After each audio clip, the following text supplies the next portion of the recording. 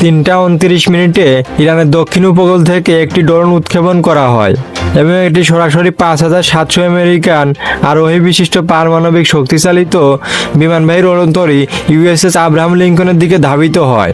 ইরানি অপারেটররা ভাবছিল এটি একটি সাধারণ মিশন, ভিডিও তৈরির জন্য কিছু ফুটেজ সংগ্রহ করাই এর কাজ।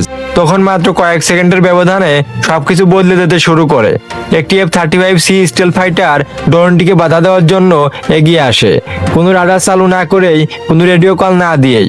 প্রায় 30 মাইল দূর থেকে এটি উপর ও পিছন দিক দিয়ে নীরবে কাছে আসে। লক্ষ্যবস্তু ছিল শাহেদ 139 ড্রোন। এই ড্রোনের পক্ষে এই জেটের উপস্থিতি শনাক্ত করা প্রায় অসম্ভব। F-35 এর ডিস্ট্রিবিউটেড অ্যাপারচার সিস্টেম 6টি ইনফ্রারেড ক্যামেরার মাধ্যমে 360 ডিগ্রি থার্মাল ভিউ তৈরি করে, যা সরাসরি পাইলটদের হেলমেট দেখায়। এটি কোনো রাডার বা আলো ছাড়াই তাপ শনাক্ত করে লক্ষ্যবস্তু চিহ্নিত করে। ইরানের স্যাটেলাইট পর্যবেক্ষণকারী IRGC অপারেটরদের কাছে তাদের স্ক্রিনে এটি একটি রুটিন রিকগনাইসেন্স ফ্লাইট হিসেবে মনে হচ্ছিল। খোলা আকাশ, শান্ত সমুদ্র এবং ফ্রেমে ধীরে ধীরে বড় হতে থাকা ক্যারিয়ার ফরমেশন। তারা জানতো না যে একটি স্টেল ফাইটার তাদের ড্রোনের ঠিক পিছনে এমনভাবে অবস্থান নিয়েছে যেমনটা হাইওয়েতে পুলিশ মাঝপথে গাড়ি থামিয়ে বসে থাকে। প্রতি সেকেন্ডে F-35 এর প্যাসিভ সেন্সরগুলো সবকিছু নীরবে ক্যাটালগ করছিল। ইরান পাঠিয়েছিল ক্যারিয়ারের উপর গুপ্তচর বৃত্তি করতে, আর ক্যারিয়ার পাঠিয়েছিল তার থেকে ভয়ঙ্কর কিছু ড্রোনের উপর গুপ্তচর বৃত্তি করতে। পাইলট এতই কাছে পৌঁছে যান যে F-35 এর নাকের নিচে থাকা ইলেকট্রো অপটিক্যাল টার্গেটিং সিস্টেম ড্রোনটিকে স্পষ্ট দেখতে পায়। ক্যারিয়ারের রিপোর্ট পাঠানো হলো, শাহেদ 139 নিশ্চিত, হার্ড পয়েন্ট কনফিগারেশন অস্পষ্ট, সম্ভাব্য মিসাইল দেখা যাচ্ছে, তবে অস্ত্র স্পষ্টভাবে শনাক্ত করা যায়নি। এই উত্তরটি শুনিয়ে কমান্ডার চমকে উঠলেন। শাহেদ 139 ইরানের সাধারণ শাহেদ 136 কামিকাজে ড্রোন নয়, এটি একটি পূর্ণাঙ্গ রিকগনাইসেন্স প্ল্যাটফর্ম বা পিরিমিটেড ড্রোনের মতো, যার রেঞ্জ 2000 কিলোমিটার এবং যা ইরানের গভীর থেকে পরিচালিত হয়। এর হার্ড পয়েন্টগুলো 4টি গাইডেড মিসাইল বা ক্যামেরা পড বহন করতে পারে।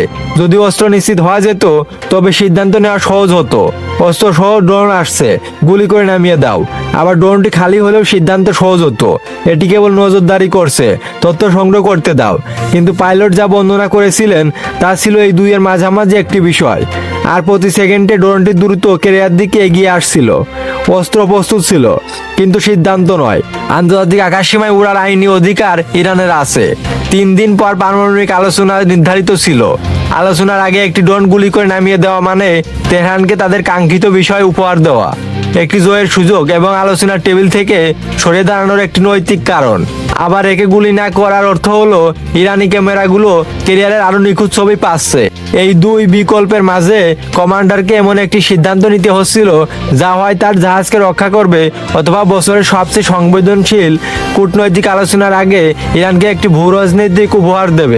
2016 সালে ইউএসএস হ্যারিয়েস ট্রুম্যানের ক্ষেত্রে নৌবাহিনী একই সমস্যার সম্মুখীন হয়েছিল। যখন একটি শাহেদ 121 ফ্লাইট ডেক ঘেঁষে উড়ে গিয়েছিল এবং নৌবাহিনী তাকে ছেড়ে দিয়েছিল, ইরান কয়েক মাস ধরে গর্ব করে বলেছিল যে তারা যখন খুশি আমেরিকান বহরের উপর নজরদারি করতে পারে। IRGC সেই ফুটেজটি রাষ্ট্রীয় মিডিয়ায় ট্রফির মতো প্রচার করেছিল। সেই সিদ্ধান্ত রেশ 1 দশক ধরে সেন্টকমে প্রতিধ্বনিত হয়েছে। এই কমান্ডার সেই ঘটনার পুনরাবৃত্তি করতে চাননি। এদিকে শাহেদ 139কে অনুসরণ করে তার স্যাটেলাইট ফ্রিকোয়েন্সি ও এনক্রিপশন ডেটা সংগ্রহ করছিল ভবিষ্যতের জন্য গোয়েন্দা তথ্য হিসাবে। অন্যদিকে ড্রোনটি দ্রুত গতিতে মার্কিন নৌবহরের দিকে এগোচ্ছিল। 4 মিনিটের কম সময়ের মধ্যে এটি কার্যকর নজরদারি ছবি পেয়ে যেত। সিদ্ধান্ত ছিল কঠিন, এখনই ভূপাতিত করা নাকি আরো তথ্য সংগ্রহ করা। প্রায় 5 মিনিট তথ্য সংগ্রহের পর কমান্ডার সিদ্ধান্ত নিলেন আর অপেক্ষা নয়। শত্রুতা নিশ্চিত হওয়ার আগেই ঝুঁকি বাড়ছিল। কমান্ড সেন থেকে অনুমতি এলো, আর টেকটিক্যাল নেটে শোনা গেল দুটি শব্দ, ওয়েপন্স ফ্রি। মিসাইল ছোড়ার আগে শাহেদ 139কে লক করেছিল। ট্রিগার চাপতে এই মিসাইলটি প্রায় 3 ম্যাক গতিতে ছুটে যায়।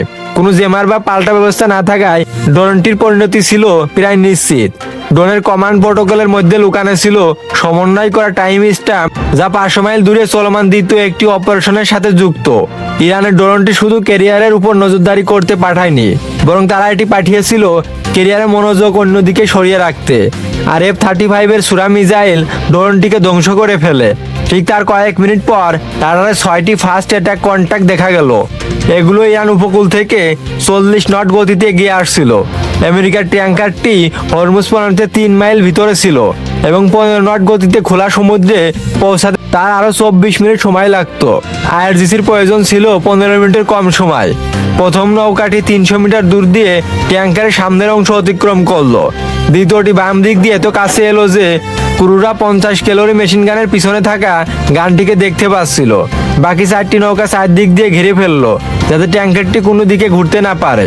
এরপর রেডিও কল এলো, জাহাজের ক্যাপ্টেন, আপনার জাহাজ এখনই থামান, বোর্ডিং এর জন্য প্রস্তুত হন। আইআরজিসি এটি আগেও করেছে। তারা 2019 সালে স্টেনা ইম্পোরো দখল করেছিল এবং 71 দিন ক্রুদের আটকে রেখেছিল। যাদের ক্যাপ্টেন জলদস্যু অঞ্চলের নিয়ম মেনে সর্বোচ্চ গতি তোলেন। 120 PSI ফায়ার হোস দিয়ে নৌকাগুলো ঠেকান এবং জাহাজ ডানে বামে ঘুরিয়ে গ্রাপলিং হুক ছড়া কঠিন করেন। পাশাপাশি চ্যানেল সলম মেডে বার্তা পাঠিয়ে জরুরি সহায়তা চান। আইআরজিসি নৌকাগুলো ঘেরাও আরো শক্ত করলো। একটি ইরানি নৌকা থেকে গ্রাপলিং হুক ছড়া হলো, কিন্তু তা জাহাজের গায়ে লেগে উত্তাল ঢেউয়ে পড়ে গেল। আর একটি নৌকা বাম দিক থেকে আসার চেষ্টা করতেই সরাসরি হুইল হাউসে ফায়ার হোসের জলে ঝাপটা খেলো। নৌকাটি সরে গিয়ে আবার ফিরে এলো। এই ক্রুরা অভিজ্ঞ ছিল এবং কেবল জলের পাইপ দিয়ে তাদের থামানো সম্ভব ছিল না, কিন্তু এটি সময় ক্ষেপণ করছিল। প্রশ্ন ছিল ট্যাঙ্কারটির হাতে আর কতটা সময় আছে। আইআরজিসির আর মাত্র 5 মিনিট দরকার ছিল জাহাজে ওঠার জন্য, আর ট্যাঙ্কের ক্রুদের দরকার ছিল বড় কোনো শক্তির আগমন। আইআরজিসি হিসাব করছিল ড্রোন ঘটনা ব্যস্ত থাকা থেকে আমেরিকার সহায়তা পৌঁছাতে প্রায় 1 ঘন্টা সময় লাগবে, অথচ তাদের নৌকার দরকার 15 মিনিটের কম। তাই তারা দ্রুত কাজ সারতে চাইলো, কিন্তু এভাবে কিছুক্ষণ চরম উত্তেজনা চলতে থাকে। শেষমেশ আমেরিকার জাহাজটি আন্তর্জাতিক জলসীমায় পৌঁছাতে সক্ষম হয়। আন্তর্জাতিক জলসীমায় আক্রমণ করা অবৈধ হওয়ায় আইআরজিসি এর কমান্ডার বড় ধরনের সংঘাত এড়াতে নৌকাগুলো বোর্ডিং বাতিল করে ইরান উপকূলে ফিরে যাওয়ার সিদ্ধান্ত নেন। আর ম্যাকফল ট্যাঙ্কারটি নিরাপদ দূরত্বে এসকর্ট করে চলে যায়।